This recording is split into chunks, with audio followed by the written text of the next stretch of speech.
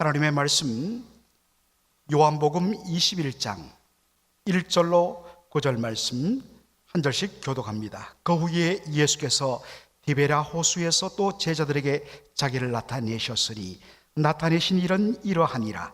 시몬 베드로라 두디모라 하는 도마와 갈릴리 가나 사람 나다나엘과 세베대의 아들들과 또 다른 제자 둘이 함께 있더니 시몬 베드로가 나는 물고기 잡으러 가노라 하니 그들이 우리도 함께 가겠다고 나가서 배에 올랐으나 그날 밤에 아무것도 잡지 못하였더니 날이 새어갈 때에 예수께서 바닷가에 서셨으나 제자들이 예수이신 줄 알지 못하는지라. 예수께서 이르시되 얘들아 너희에게 고기가 있느냐? 대답하되 없나이다. 이르시되 그물을 배 오른편에 던지라. 그리하면 잡으리라 하시니 이에 던졌더니 물고기가 많아 그물을 들 수 없더라. 예수께서 사랑하시는 그 제자가 베드로에게 이르되 주님이시라 하니 시몬 베드로가 벗고 있다가 주님이라 하는 말을 듣고 겉옷을 두른 후에 바다로 뛰어내리더라. 다른 제자들은 육지에서 거리가 불과 한 50칸쯤 되므로 작은 배를 타고 물고기 든 그물을 끌고 와서 다 같이 읽도록 하겠습니다. 육지에 올라보니 숯불이 있는데 그 위에 생선이 놓였고 떡도 있더라. 아멘. 오늘 저는 요한복음 21장을 두 차례 걸쳐서 말씀을 전할 텐데 첫 번째 시간으로 세 번째 The Third Times라는 제목으로 말씀을 전하고자 합니다. 여러분들 기억하실지 모르겠습니다만은 저희들이 학창 시절에 아마 저보다 윗세대 분들도 혹시 쓰셨나 모르겠습니다만은 지금까지 한국 그 볼펜의 대명사 하면 모나미 볼펜입니다. 이 모나미란 말이 여러분 혹시 아십니까? 불어로 친구란 뜻입니다. 모나미. 이 문방구 회사인 모나미가 어느 순간에 파산 위기에 몰립니다. 회사가 망하게 되자 정말 답답한 심정의 모태신앙이었던 이 사장님이 드디어 새벽에 교회에 나가기 시작합니다. 새벽마다 하나님 살려주세요, 하나님 살려주세요라고 정말로 안 해봤던 기도를 하나님 앞에 엎드려 간절히 기도했습니다. 몇 날 며칠 그렇게 새벽마다 나가서 눈물 뿌려 하나님의 은혜를 구하고 있는 어느 순간에 갑자기 아주 희미하지만 또렷하게 음성이 들립니다. 153. 너무나 놀랐습니다. 내가 잘못 들은 것 아닌가? 그렇게 하고 그 다음날 새벽에도 또 나가서 하나님 우리 회사 살려주옵소서 기도하고 있는데 153이라는 숫자가 들립니다. 153? 153? 뭐지? 한참 고민하다가 너무나 이상해서 담임 목사님을 찾아갑니다. 목사님, 제가 기도 중에 이틀 연속으로 153이라는 짧은 음성을 들었습니다. 목사님, 이게 무슨 뜻이지요? 목사님도 당황하죠. 잠시만요 하고서 몇 분간 곰곰하게 생각하더니 목사님이 눈을 뜨시더니 집사님, 성경 한번 펼쳐보세요. 그러면서 어디를 찾느냐? 요한복음 21장 11절을 보라고 했던 것입니다. 자, 그랬더니 거기에 어떻게 되어 있습니까? 시몬 베드로가 올라가서 그물을 육지에 끌어올리니 가득히 찬 큰 물고기가 153마리라. 153이죠. 이같이 많으나 그물이 찢어지지 아니하였더라. 여러분, 예수님께서 부활하신 후에 갈릴리 호수로 제자들을 찾아오셨는데 제자들이 밤새도록 그물을 내리지만 물고기 한 마리를 잡지 못했지요. 그때에 예수님이 제자들에게 뭐라고 이야기합니까? 그물을 배 오른편에 던지라. 그리하면 잡으리라. 그렇게 해서 순종했더니 어떻게 되었다고요? 그물이 찢어질 정도로 많은 물고기가 잡혔는데 그 숫자가 몇 마리라고요? 바로 153마리, 153마리가 잡힌 것입니다. 하나님께서 분명하게 우리 회사를 살려주신다는 응답으로 받고 이분이 자기 회사가 마침 그때 일본과 제휴로 만들기로 작정하고 출시한 모나미 볼펜에다가 무엇을 새겼느냐? 바로 153이라는 숫자를 새깁니다. 그래서 여러분들 지금은 볼펜이 워낙 흔하지만은 항상 이 볼펜의 대명사인 모나미 볼펜에는 153이라는 숫자가 그렇게 새겨져 있습니다. 바로 이러한 이유 때문인 것입니다.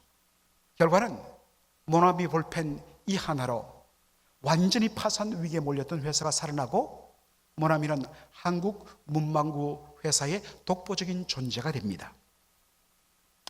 여러분, 많은 경우에 오늘 이 본문을 말씀에 대한 순종, 오른편에 그물을 내리라, 그 말씀에 순종했더니 자신들의 경험에 의지하지 않고 말씀에 순종했더니 정말 놀라운 어마어마한 축복을 받았다. 말씀에 순종하면 하나님의 놀라운 이적과 영광을 보리라. 물론 아멘이지요. 그러나 이 본문의 의도는 말씀 순종으로 말미암는 축복에 있지 않다는 것입니다. 여러분, 오늘 제가 다 읽지는 않았습니다만 1절부터 14절까지 보면 거기에 초점은 실패한 제자들을 포기하지 않고 끝까지 찾아오시는 예수님의 끈질긴 사랑이 바로 본문의 핵심이라는 것입니다.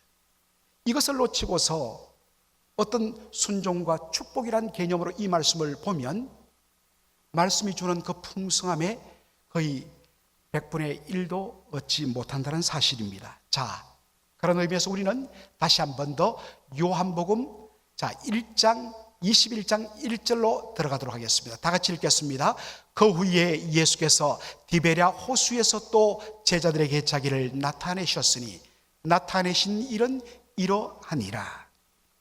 여러분, 예수님께서 부활하신 후에 그 장면을 소개하고 있는데 21장 1절에서 가장 주목할 단어 중에 하나가 뭐냐? 그것은 바로 또입니다. 영어로 again, 다시, 또다시 예수님이 제자들에게 나타내셨다. 여러분, 예수님께서 또 제자들에게 자기를 나타내셨다는 말은 무엇을 전제할까요? 무엇을 전제하죠? 그 이전에 예수님께서 제자들에게 자신을 나타내신 적이 있다 없다? 있다라는 뜻입니다. 그렇게 나타내시고 또다시 again 자기를 제자들에게 나타내셨다. 여러분 이해되시죠? 자, 여러분들 이것을 다시 한 번 더 보여주는 말씀이 어디냐? 바로 요한복음 21장 14절입니다. 다 같이 한번 읽겠습니다. 이것은 예수께서 죽은 자 가운데서 살아나신 후에 세 번째로 제자들에게 나타내신 것이라. 이것은, 여러분 이것이란 건 뭘까요? 이것은 바로 지금 예수님께서 디베랴 호수, 즉 갈릴리 호수에서 베드로를 비롯한 요한과 야고보 제자들에게 자신을 나타내시며 만난 사건을 가리킵니다. 바로 이 사건은 예수님께서 죽은 자 가운데서 살아나신 후에, 부활하신 후에 제자들에게 몇 번째로 자기를 나타내는 것이다? 자기로 세 번째 바로 제자들에게 나타내신 것이다. 그러니까 예수님께서 부활하신 후에 디베랴 호수에서 자신을 나타낸 것은 세 번째라니까 그 앞에 첫 번째, 두 번째 부활하신 후에 예수님이 자신을 나타낸 일들이 있다는 뜻이 됩니다. 충분히 여러분들 이해되시죠? 자, 그렇다면 한번 우리가 추측해보죠. 예수님께서 십자가에 못 박혀 죽으신 지 3일째 되는 새벽에 부활하신 후에 첫 번째로 예수님이 제자에게 자신을 나타내는 것은 바로 어떤 때인가? 자, 여러분들 요한복음 20장 19절로 우리 다 함께 읽도록 하겠습니다. 이날 곧 안식 후 첫날 저녁 때에 제자들이 유대인을 두려워하여 모인 곳에 문들을 닫았더니 예수께서 오사 가운데 서서 이러시되 너희에게 평강이 있을지어다. 여러분 언제라고요? 예수님께서 부활하신 그날 저녁이었습니다.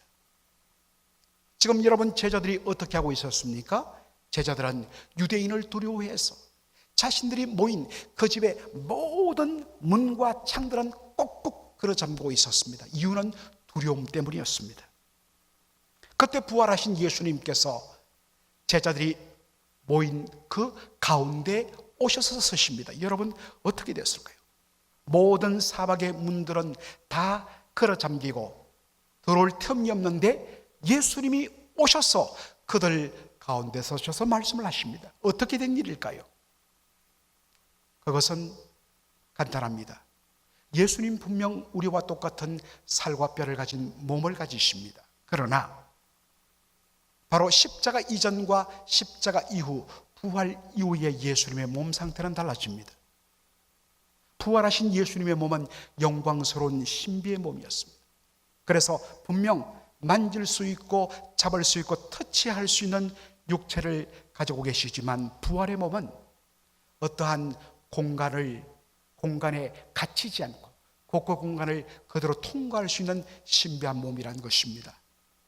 바로 예수님의 그 부활의 몸처럼 장차 우리도 우리 주님 오시는 그날 주님과 같은 영광스러운 부활의 몸으로 변화될 줄로 믿습니다. 아멘. 자, 그런데 제자들, 그들을 보신 예수님, 여러분 같으면 뭐라고 이야기하겠습니까? 저 같으면 이렇게 이야기했어요. 야, 이놈들아, 그래 나를 버리고 도망가더니 그래 꼴 좋다. 이게 뭐냐? 라고 첫마디가 핀잔했을 것 같아요. 그런데 예수님 그들에게 하신 말씀이 무엇입니까? 이렇게 말합니다. 이러시되 너에게 무엇이 있을지어다 평강이 있을지어다. Peace be with you. 지금 두려움에 떨고 있는 제자들, 더군다나 예수님을 부인하고 버렸던 제자들, 그런데 그 앞에 서신 예수님은 영광스러운 부활의 예수님이십니다. 감히 볼 수가 없지요. 그런데 그들에게 예수님 첫마디로 하신 말씀이 뭐라고요? 너희에게 평강이 있을지어다. 여러분, 이것이 은혜 받은 성도의 당당한 언어의 모습입니다. 예수님의 자신감입니다. 여러분, 진정 은혜 받은 성도의 언어는 지적하고 어떤 면에서는 비꼬고 흉보는 언어가 아니라 잘못했고 그리고 완전히 기죽어 있고 불안에 떨고 있는 사람들을 향하여 위로와 격려, 인카르주의 말, 너희에게 평강이 있을지어다. 사랑해요. 괜찮아요. 힘내세요. 아멘. 여러분, 이러한 언어를 쓰는 성령 충만한 여러분 되기를 주의 이름으로 축원합니다. 자, 그런 후에 예수님께서 하신 말씀이 뭐냐? 요한복음 20장 21절 다 같이 읽겠습니다. 아버지께서 나를 보내신 것 같이 나도 너희를 뭐하노라? 보내노라. I also send you. 내가 너희를 보내노라. 어디로 보냅니까? 세상 한가운데로 보낸다. 그런데 여러분, 여기에 보낸다는 이 말은 헬라어 원어로 보면 바로 사도로 세운다라는 말입니다. 여러분, 사도가 영어로 무엇입니까? apostle이죠. 여러분, 이 apostle이란 말이 바로 아포스톨로스라는 헬라어에서 영어로 나왔습니다. 아포스톨로스, apostle 비슷하죠? 그런데 이 아포스톨로스란 명사는 바로 보냄받은 자라는 뜻입니다. 영어로 the sent, 중앙장로교회 표가 보냄받은 자, the sent. 요즘 그렇게 쓰고 있더라고요. 바로 사도란 뜻입니다. 물론 1차적으로 주님께서 특별하게 세우셔서 성령을 주시면서 보냄받은 자들은 바로 12제자입니다. 그러나 오늘 모든 성도들도 사도적인 사명을 갖고 있습니다. 예배를 통하여 은혜 받고서 성령 충만해서 그 은혜와 충만함을 어디로 쓰라고 보내는 바느냐? 세상 한가운데로 가서 주님의 뜻을 전하고 복음을 전하고 주님의 사랑을 보여주도록 보냄받은 자가 바로 성도인 줄로 믿습니다. 사도란 것은 주님에 의하여 세상으로 보냄받은 자입니다. 뭐 하도록요? 주님의 복음을 전하도록. 그런데 예수님의 12제자는 실패했습니다. 가룟 유다만 실패한 것이 아니라 나머지 11제자들도 다 예수님 부인하고 도망갔습니다. 실패한 제자들입니다. 그런데 부활하신 예수님께서 이 실패한 제자들에게 찾아오셨고 다시 내가 너희를 뭐하노라? 보내노라. 내가 너희를 다시 사도로 세우노라. 다시 사명을 주신 것입니다. 여러분, 이것이 부활하신 예수님께서 보여주신 첫 번째 사건입니다. 그러면 두 번째 사건, 예수님이 부활하신 후 자신을 보여준 두 번째 사건은 어디 있느냐? 바로 도마 때문입니다. 부활하신 그날 밤에 다른 제자들은 다 있었는데 도마는 무슨 사정이 있었는지 그 자리에 함께하지 못했습니다. 부활하신 예수님께서 자신들을 찾아와 만나주셨다는 이야기를 들은 도마가 뭐라고 이야기합니까? 내가 직접 예수님을 만지고 보고 그의 몸에 난 상처를 내가 직접 만져보지 못하고서는 나는 예수님의 부활을 믿지 못하겠노라. 그렇게 말합니다. 그래서 그에게 붙은 별명이 의심 많은 토마스. 자, 그런데 그로부터 정확히 8일 후 밤에 또다시 제자들이 여전히 두려워서 문을 걸어 잠그고 있는데 예수님이 그 가운데로 찾아오셨습니다. 역시 예수님의 첫 마디는 Peace be with you, 너에게 평안이 있을지어다 라고 말하고 나서는 예수님은 온 관심을 도마에게 쏟아부어 주셨습니다. 뭐라고 이야기합니까? 요한복음 20장 27절 말씀 다 같이 읽겠습니다. 도마에게 이르되 내 손가락을 이리 내밀어 내 손을 보고 내 손을 내밀어 내 옆구리에 넣어보라. 그리하여 믿음 없는 자가 되지 말고 믿는 자가 되라 라고 이야기합니다. 도마야, 네가 말한 대로 한번 직접 손을 내밀어 내 옆구리에 창자국 난 이 창자국을 만져보라. 손에 난 못자국 만져봐라. 그리고 이제는 제발 좀 믿었으면 좋겠다. 그러자 도마가 뭐라고 반응하죠? 20장 28절입니다. 도마가 대답하여 이르되 다 같이요, 나의 주님이시요 나의 하나님이시리다. 여러분, 만져봤을까요? 안 만져봤을까요? 성경은 언급하지 않습니다. 그러나 어떤 간격을 두지 않는 것을 봐서 만져보지 않았을 것입니다. 그 예수님의 바로 존재 앞에 그의 의심이 무너지며 나의 주 나의 하나님이십니다 놀라운 고백을 합니다. 예수님, 뭐가 답답해서? 야, 너만 있냐? 의심 많은 도마를 버려서 쓰지 않아도 되는데 끝까지 당신의 그 상처 난 여러분들 흉터 보여주고 싶으세요? 가리려고 그러잖아요. 괜찮은데도 가리려고 그래요. 그런데 예수님은 당신의 그 상처난 흉터를 그대로 오픈하시면서까지 자기를 나타내시며 의심 많은 도마의 의심을 깨뜨리시고 믿게 하십니다. 이것이 부활하신 후 예수님이 제자들에게 나타나신 몇 번째 사건이라고요? 두 번째 사건입니다. 자, 그렇다면 이런 배경 속에서 다시 요한복음 21장 1절로 우리 한번 가보도록 하죠. 1절 다 같이 읽겠습니다. 그 후에 예수께서 디베라 호수에서 또 제자들에게 자기를 나타내셨으니 그 후에 NISB는 after these things 이들 일들 후에 어떤 일이죠? 바로 부활하신 첫날 밤에 그리고 그 8일 후에 도마에게 두 번 나타나신 후에 예수님이 어디에 또 나타나셨다고요? 디베라 호수에서 또 again 제자들에게 자기를 나타내셨다. 세 번째입니다. 여러분, 예수님이 자신의 부활하심을 이토록 두 번에 걸쳐서 보여주셨으면 충분합니다. 그런데 어떻게 했다고요? 예수님이 또 제자들에게 자기를 나타내셨다. Again. 왜 그러셨을까요? 그것은 바로 베드로 때문이었습니다.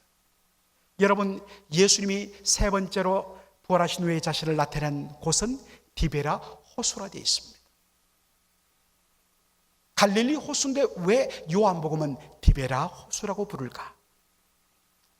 여러분, 예수님 당시에 갈릴리 호수의 별칭이 디베라 호수였습니다. 왜냐하면 바로 갈릴리 호수 바로 해안가에 디베라라는 도시가 새로 건축되었기 때문입니다. 당시 갈릴리의 분봉왕이었던 헤롯 안티바스가 로마 황제 티베리우스 황제에게 충성을 다한다는 의미에서 그곳에 새로운 도시를 건설하고 도시 이름을 티베리아,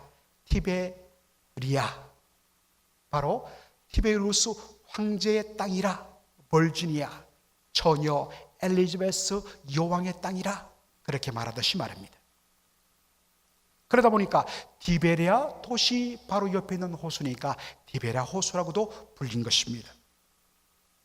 자, 그렇다면 부활하신 예수님께서 세 번째로 자신을 나타낸 것은 누구 때문이라고요? 시몬 베드로 때문입니다. 요한복음 21장 3절로 우리 한번 가보도록 하겠습니다. 다 같이 읽겠습니다. 시몬 베드로가 나는 물고기 잡으러 가노라 하니, 그랬더니 이 바람을 잡아버리니까 다른 우리 제자들, 이 똘마니들도 다 나도 갈래 함께 다 가버린 것입니다. 여러분, 왜 베드로가 있어야 할 곳에서 벗어나서 다시 물고기를 잡으러 갔을까요? 그것은 그의 양심을 짓누르는 가책 때문이었습니다.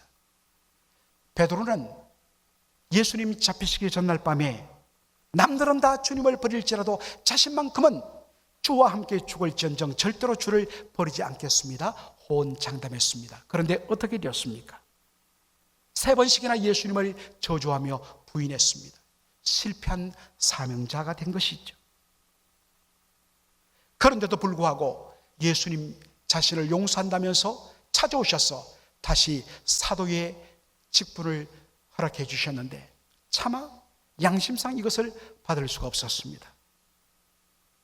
내가 양심이 있지, 어떻게 내가 주님 앞에 이런 못된 짓을 하고도 다시 주님 앞에 안 그런 척하고 사명을 받아서 사도라고 내가 그렇게 쓰임받을 수 있느냐. 그래서 다시 나는 물고기 잡으러 가노라, I'm going fishing이라고 이야기한 것입니다. 그런데 예수님이 어떻게 하십니까?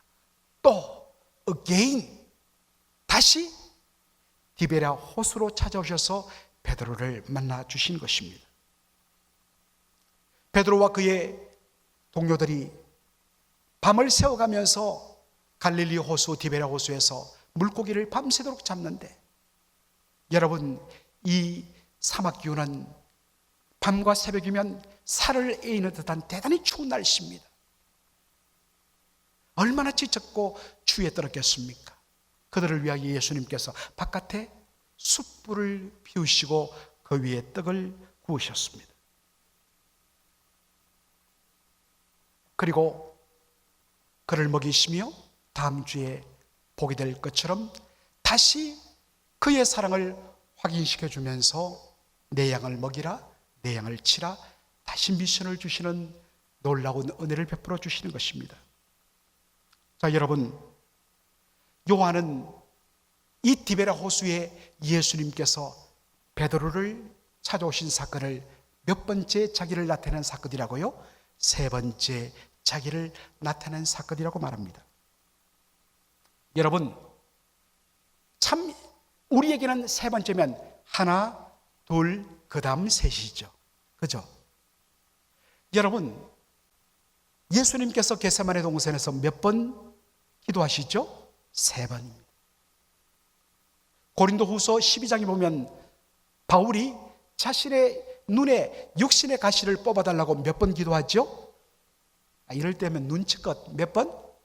예, 모르면 눈치라도 있어야 됩니다. 3번입니다. 여러분, 왜 3번 반복될까요? 이것은 히브리인들의 사고 개념 때문입니다. 히브리 개념에서 세선, 1번, 2번, 3번이 아니라 셀 수 없이 많은 이란 의미를 갖고 있습니다. 예수님께서 3번째 자기를 디베랴 호수에서 제자들에게 나타내셨다는 것은 무슨 뜻이냐? 내가 너희들을 돌이키기 위해서는 3번이 아니라 10번도 20번도 100번도 나를 더 드러낼 수 있다. 끝없이 너희를 찾아가겠다는 것입니다. 언제요? 그들이 완전히 주님의 사랑에 굴복하고 그들의 상처가 치유되고 주님 앞에 회복되고 다시 돌아올 때까지 내가 너희를 뭐하지 않겠다? I will not give up. 결코 포기하지 않겠다. 바로 주님의 이 마음을 보여주신 것이 뭐냐? 디베랴 호수에서 3번째로 제자들에게 자신을 나타내신 것으로 묘사됩니다. 여러분들 히브리서 10장 17절 보면 바로 하나님의 용서하심에 대하여 이렇게 발표합니다. 이것이 예수님으로 말미암아 새로운 언약의 축복에 들어가 있는 성도들에게 주어지는 놀라운 축복인데요, 10장 17절 다 같이 읽겠습니다. 또 그들의 죄와 그들의 불법을 내가 다시 기억하지 아니하리라 하셨으니, 예수님은, 하나님은 우리의 불법과 우리의 죄에 대해서 당신이 아들의 피로 깨끗하게 용서하여 주셨기 때문에 다시는 기억조차 하지 아니하리라.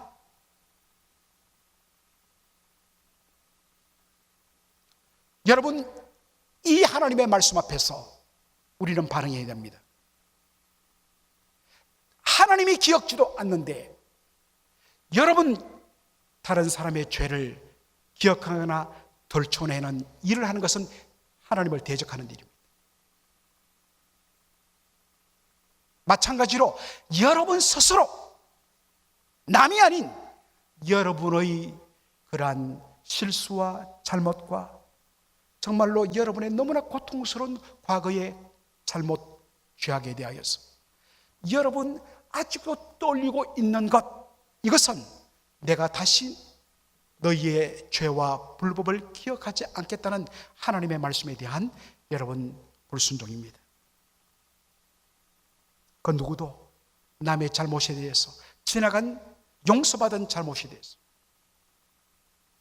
자신의 잘못에 대해서 되살리고 언급하고, 그건 뭘까요? 그게 죄라는 거예요.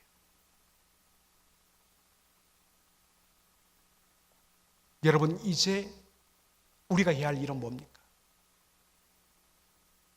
주님 앞에 손을 들고서 우리를 향하여 끊임없이 찾아오시는 그 주님께 두 손 들고 마음을 열어서 주님을 영접하고 주님을 모셔드리는 일입니다.